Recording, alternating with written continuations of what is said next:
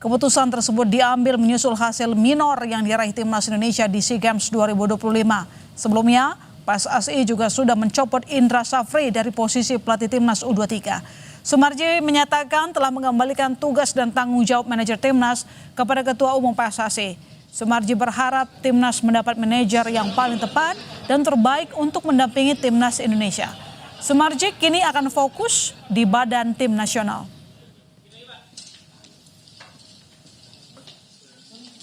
Saya akan menyerahkan tugas dan tanggung jawab saya sebagai manajer timnas, baik itu manajer timnas senior dan juga kelompok umur, termasuk di situ di dalamnya ada manajer timnas SEA Games. Saya akan menyerahkan tugas tanggung jawab yang saya emban selama ini kepada Ketua Umum agar supaya berkaitan dengan manajer timnas ke depan dicarikan sosok yang paling tepat, paling ikhlas dan paling tanggung jawab, ya, terbaik lah. Sementara itu calon pelatih timnas Indonesia kini sudah mengerucut menjadi 2 calon dari 5 kandidat. PSSI segera melakukan rapat exco selesai SEA Games untuk menentukan pelatih baru skuad Garuda. Siapa calon pelatih timnas Indonesia akan segera terjawab. Sebelumnya, PSSI mengundang 5 calon kandidat pelatih untuk diwawancara. Namun 4 kandidat yang bersedia diwawancarai dan hasilnya mengerucut pada 2 nama. Meski demikian, PSSI masih enggan menyebut 2 kandidat calon pelatih skuad Garuda. Selanjutnya, PSSI akan menggelar rapat exco untuk menentukan siapa layak nahkodai Jay Ijaz dan kolega. Rapat exco akan digelar usai perhelatan SEA Games. Sebenarnya undangan kita itu 5, ya, tetapi dari penyampaian dan informasi yang laporan yang saya terima dari teman-teman yang melakukan interview mengerucut kepada 2 nama, dan dari 2 nama ini nanti akan kita bawa ke dalam rapat exco. Kami berharap mudah-mudahan bisa kami lakukan rapat exco itu dalam tidak lama-lama lagi. Ya mungkin kalau kita lihat jadwal sekarang ini kan semuanya Bapak Ketua Umum juga sedang fokus di Thailand, SEA Games, dan teman-teman juga sebagian juga masih ada di luar. Mungkin kami mengusahakan kalau bisa ya selesai kegiatan SEA Games itu bisa kita lakukan rapat exco. Setelah timnas gagal di SEA Games Thailand, PSSI mencopot pelatih timnas U23 Indra Safri. Manajer timnas Sumarji juga mengundurkan diri. Lalu bagaimana PSSI harus mengevaluasi timnas saat ini dan siapa yang akan jadi pelatih timnas mendatang? Kita ulas bersama sepak bola M. Kusnaini. Selamat malam Bung Kus. Selamat malam Milona. Ya, patah hati. Kita punya harapan skuad Garuda menutup tahun 2025 membawa emas prestasi di SEA Games Thailand, tapi hasilnya jauh dari target. Kira-kira apa yang terjadi dengan susunan pemain yang cukup mewah? Iya benar kalau dikatakan susunan pemain kita cukup mewah kali ini ya. Karena SEA Games kali ini menurut saya kita tidak hanya memiliki skuad yang cukup mewah, tapi juga persiapan yang mungkin relatif lebih baik dibanding negara-negara pesaing kita. Kita sempat melakukan sejumlah TC, sempat juga melakukan sejumlah pertandingan uji coba menghadapi lawan-lawan berkualitas, bahkan yang luar biasa. Kompetisi senior, kompetisi liga profesional itu dihentikan untuk memberikan dukungan penuh kepada tim SEA Games ya. Jadi memang kita sudah melihat persiapan yang luar biasa, dukungan luar biasa, tapi penampilan tim SEA Games kita jauh di bawah ekspektasi publik ya. Meskipun di pertandingan terakhir menang, tapi penampilan secara keseluruhan tidak menggembirakan. Jadi apa yang kira-kira membuat kita itu prestasinya menurun ya? Karena 2 tahun yang lalu kita berhasil membawa emas dengan pelatih yang sama. Betul, bahkan kalau bisa dibilang dibandingkan skuad yang 2 tahun lalu dengan skuad sekarang, itu sebetulnya bisa dibilang lebih lengkap skuad yang sekarang ya. Variasinya lebih banyak di lini depan, lini belakang, lini tengah. Jadi memang mungkin kali ini kinerja pelatih kurang mampu mengoptimalkan pemain-pemain yang sudah sangat baik ini ya. Pemain-pemain yang bisa dibilang sudah cukup lengkap di berbagai posisi, kali ini tidak bisa dimaksimalkan potensinya oleh pelatih. Jadi wajar kalau misalnya kemudian pelatih dianggap bertanggung jawab atas kegagalan ini dan kemudian digantikan oleh orang lain atau diberhentikan. Jadi gimana kira-kira masa depan Timnas U23 kalau misalnya kita tidak bisa mendominasi level Asia Tenggara, Bungkus? Iya, kita tidak perlu terlalu cemas sebetulnya secara keseluruhan ya, karena begini, kalau yang namanya sepak bola usia muda itu kan setiap 2 tahun kita akan menghadapi perubahan ya. Tim yang sekarang main di SEA Games mungkin 2 tahun lagi akan berbeda materi pemainnya. Iya. Meskipun banyak pemain dari tim sekarang itu masih bisa main di SEA Games berikutnya. Jadi dari sisi itu saya pikir tidak terlalu masalah. Mungkin yang sekarang perlu menjadi concern bagi kita semua adalah agak lambatnya proses penunjukan pelatih timnas senior. Padahal kita bulan Februari atau Maret nanti sudah punya agenda FIFA Series. Kalau sampai akhir Desember ini kita belum punya pelatih timnas, persiapannya akan sangat mepet dan akan membuat kita tidak bisa optimal menghadapi FIFA Series bulan Maret atau akhir bulan Februari tahun depan. Itu hal yang akan sangat merugikan karena kepercayaan menjadi tuan rumah FIFA Series itu harus kita maksimalkan betul untuk menghadapi lawan-lawan yang berkualitas, untuk menghadapi lawan-lawan yang mungkin akan membuat peringkat kita bisa naik lebih cepat lagi. Kalau persiapannya tidak maksimal tentu akan mengganggu juga performa tim nantinya. Jadi agak terlambat ini proses penunjukan pelatih, agak berlarut-larut. Ya, agak berlarut dan yang mewawancarai mundur dari jabatan manajer timnas. Perlu nggak sih Pak Sumarji mundur? Kalau menurut saya memang Pak Marji ini seharusnya fokus di 2 jabatan penting ya, sebagai Exco dan sebagai pimpinan di Badan Tim Nasional. Itu yang paling fokus menurutnya harus ditangani oleh Pak Marji.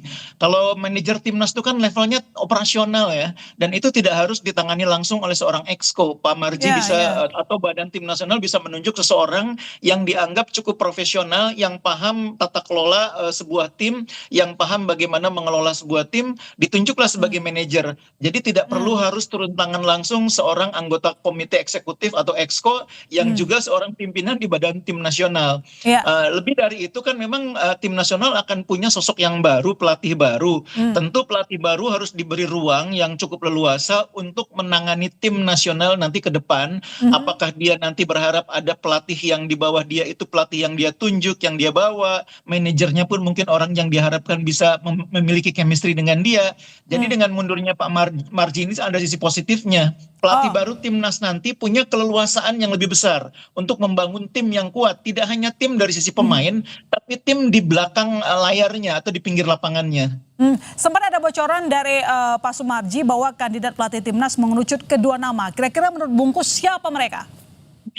Tidak elok tentu kalau saya mendahului menyebut nama itu ya. Tapi kan ada sejumlah nama yang sempat beredar. Mana tahu sudah ada dibidik nih yang cocok dengan profil pemain kita.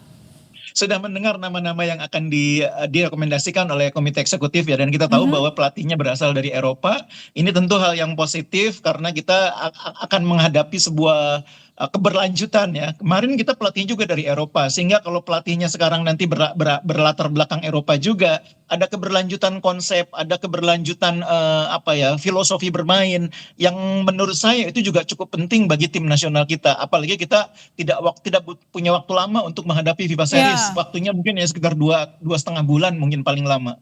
Ya, jadi apakah menurut Anda kalau misalnya diumumkan Januari adalah waktu yang cukup? Karena kan ini PSSI harus rapat dulu setelah SEA Games. Iya, saya bahkan mengharapkan akhir Desember ini sudah diputuskan. Sehingga Januari pelatih baru sudah bekerja. Sudah mulai melakukan pengamatan terhadap pemain-pemain yang sudah menjadi bagian dari skuad sekarang. Sekaligus mengidentifikasi nama-nama baru yang mungkin bisa memperkuat tim ke depannya. Karena tugas pelatih timnas itu kan bukan hanya mengamati yang sudah ada di dalam tim, tapi juga mengidentifikasi kandidat-kandidat yang bisa lebih sesuai dengan konsep bermainnya dia.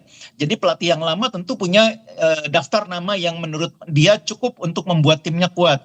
Meskipun ternyata kita nggak bisa lolos ke Piala Dunia ya, tentu pelatih baru punya daftar juga nanti karena konsep bermainnya belum tentu sama dengan pelatih lama. Ini yang kita tunggu. Ya, John Hartman sempat digosipkan ini punya kans besar menjadi pelatih timnas. Bagaimana Anda melihat sosoknya? Iya, saya sih berharap memang pelatih yang baru nanti berasal dari Eropa, punya profil cukup tinggi sehingga menangani tim kita yang terdiri atas pemain-pemain yang banyak bermain di Eropa. Itu tidak ada gap komunikasi. Itu penting sekali. Tidak ada gap komunikasi adalah hal yang penting, tapi secara selama ini kan yang jadi masalah di timnas kita, Bungkus, kita sama-sama tahu kan bahwa ada evaluasi jarang ketemu. Jadi pas mau tanding baru berkumpul. Artinya apakah Anda melihat siapapun pelatihnya, kalau ritmenya kayak gini, kita mungkin akan gitu-gitu aja jalannya? Iya, itulah pentingnya saya bilang. Tim nasional itu di mana-mana sama problemnya. Waktu persiapannya tidak lama, waktu berkumpulnya tidak lama, sehingga dibutuhkan seorang pelatih yang di samping kemampuan komunikasinya bagus, dia juga punya konsep yang jelas sehingga pemain tidak butuh waktu lama untuk memahami apa yang diinginkan oleh pelatih. Itu pula sebabnya kultur sepak bola yang sama itu membantu, meskipun bukan satu-satunya ya. Karena itu saya pikir kalau pelatihnya dari Eropa akan lebih membantu membuat tim ini tidak mulai lagi dari nol. Jadi menurut Anda John Herdman cocok? Iya, insya Allah mudah-mudahan ya. Yang penting dia punya latar belakang yang seperti yang saya sebutkan tadi. Selain John Herdman, kira-kira siapa yang kira-kira menurut Anda paling oke untuk memimpin timnas kita? Biar nggak gagal lagi gitu loh Bungkus. Kemarin kita udah mau happy, anti klimaks kalah. Kalau saya sebetulnya mengharapkan pelatih yang bersangkutan ini pelatih yang sudah paham kultur sepak bola Indonesia ya, atau yang memiliki latar belakang yang dekat dengan Indonesia. Tapi dalam sepak bola kan segala kemungkinan bisa terjadi, termasuk ada dua sisi dalam hal ini. PSSI-nya sendiri maupun pelatihnya sendiri. PSSI-nya mau, pelatihnya belum tentu mau, atau sebaliknya. Jadi kita siapapun yang terpilih nanti saya harapkan kita dapat yang terbaik. Jadi apa catatan untuk PSSI agar bisa memenuhi kebutuhan dari profil pemain timnas kita yang mayoritas merupakan pemain luar negeri ya? Nomor satu, segera putuskan ya, karena kita waktunya juga sudah tidak banyak lagi menghadapi FIFA Series. Yang kedua, beri keleluasaan pelatih baru ini untuk memiliki dan menerjemahkan konsep permainan yang dia inginkan. Dan yang ketiga yang tidak kalah penting, kita harus mensinkronkan jadwal liga dengan jadwal tim nasional. Jangan ada benturan lagi. Ya, Bungkus, meski disebutkan bahwa PSSI sudah mengerucut 2 nama, tapi Erick Thohir meminta 1 nama lagi. Artinya apakah menurut Anda Erick tidak puas dengan 2 nama hasil wawancara? Iya, memang yang saya tangkap seperti itu ya, karena sepertinya menurut saya beliau menginginkan pelatih yang punya kemampuan melanjutkan apa yang sudah dibuat oleh pelatih sebelumnya. Nah, 2 nama yang saat ini ada sepertinya kurang mampu atau dianggap kurang cocok untuk melanjutkan apa yang sudah dibangun oleh pelatih sebelumnya. Itu yang saya bilang tadi. Kita sebetulnya butuh pelatih yang punya background paham sepak bola Indonesia atau punya background kedekatan dengan Indonesia. Itu akan lebih membantu sebetulnya. Cuma kan memang di antara 2 nama yang saat ini beredar, kebetulan belum ada yang seperti itu. Makanya mungkin karena itu Ketua Umum meminta calon ketiga. Oke, baik. Tapi sekali lagi karena memang nama John Herdman paling dirumorkan jadi calon pelatih timnas, Anda melihat John ini seperti apa sih cara kepelatihannya, mumpuni tidak, atau seperti apa gayanya dalam melatih? Iya, sebetulnya secara CV memang tidak sekuat beberapa kandidat yang sebelumnya sempat dirumorkan ya. Kita tahu ada Grimson di sana, ada Van Bronckhorst. Tapi memang dalam sepak bola seperti yang saya bilang tadi akan ada 2 pihak ya. 2 pihak yang akan bekerja sama dan dua-duanya tentu punya kebutuhan dan standar masing-masing. Nah, tampaknya standar yang dimiliki oleh nama-nama yang sempat beredar itu ternyata tidak pas dengan apa yang dimiliki oleh standar yang dimiliki oleh federasi, makanya nggak ketemu sehingga akhirnya muncul nama Herdman ini salah satunya ya. Oke, baik, kita berharap calon pelatih timnas adalah yang terbaik untuk timnas kita dan meraihkan prestasi yang kita harapkan. Terima kasih Bungkus telah bergabung di Sapa Indonesia Malam. Selamat malam. Selamat malam.